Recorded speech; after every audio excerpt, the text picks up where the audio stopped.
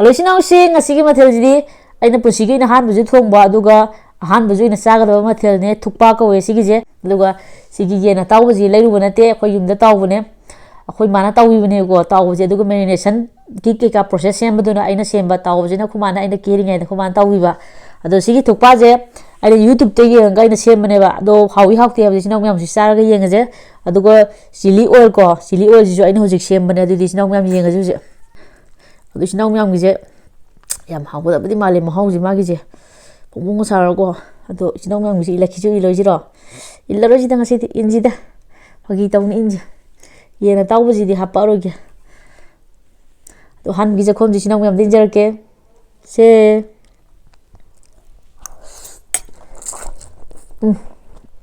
하오니 실모만 마드나 깜나 나 이거 뽀람니 시대 마우제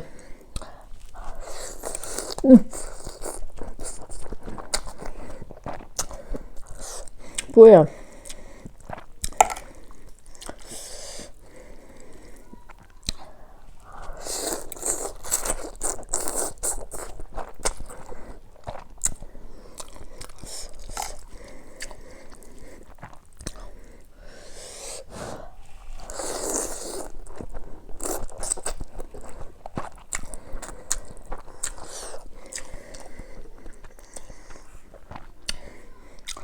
이게 이제 하고 이제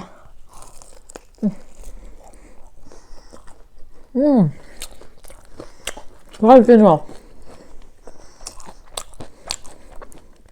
맛있구나. 얘는 따오다. 그만 낸 따오 해볼래 너무 안 돼.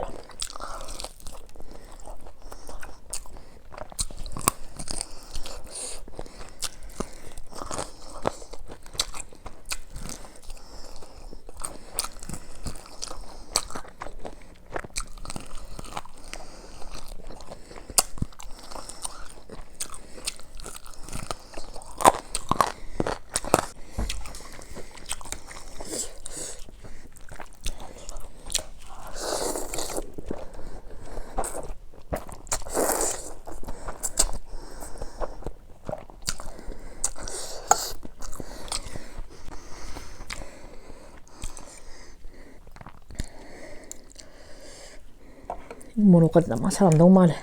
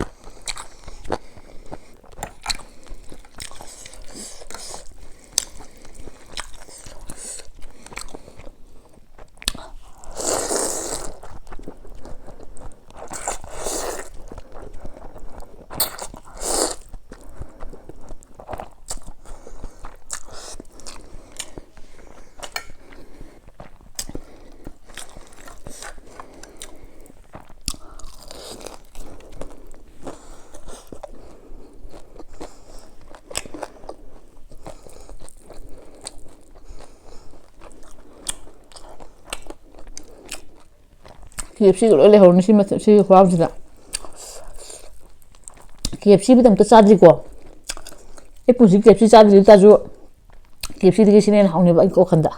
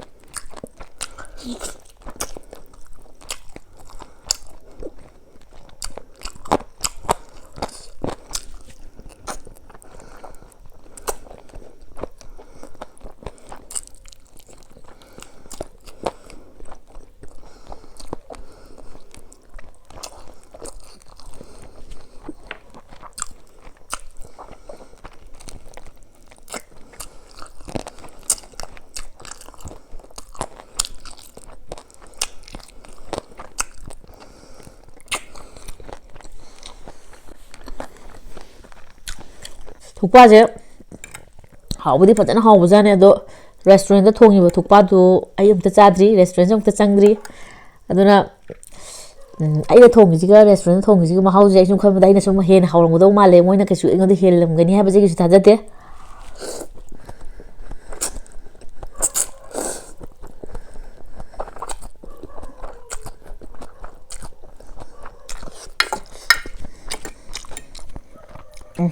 ꯍꯥꯎꯋꯦ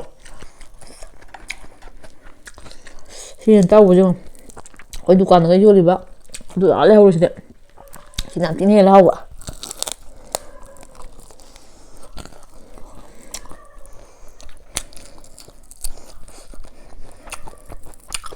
ꯌꯣꯡꯆꯥꯛ ꯍꯩꯖꯤꯜꯂꯒ ꯁꯤ ꯌꯦꯟ ꯑꯇꯥꯎꯕ ꯆꯥꯔꯗꯤ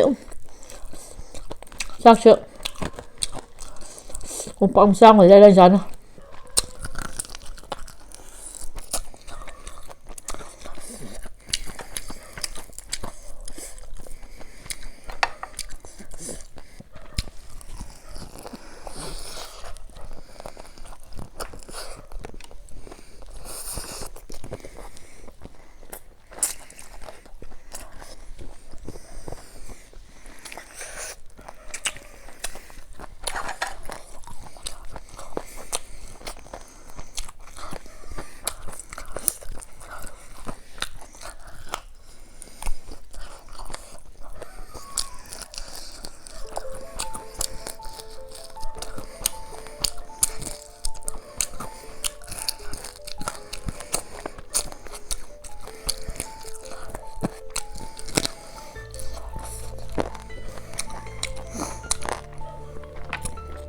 좀 분절래.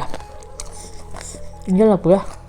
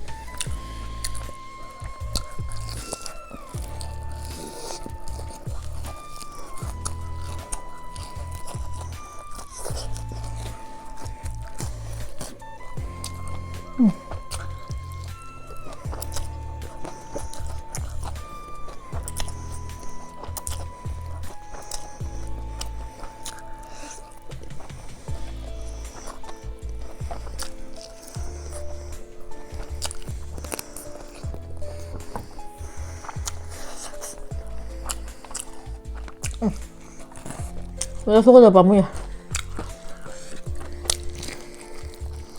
그냥 좀 가까이 이걸로 싸놔봐.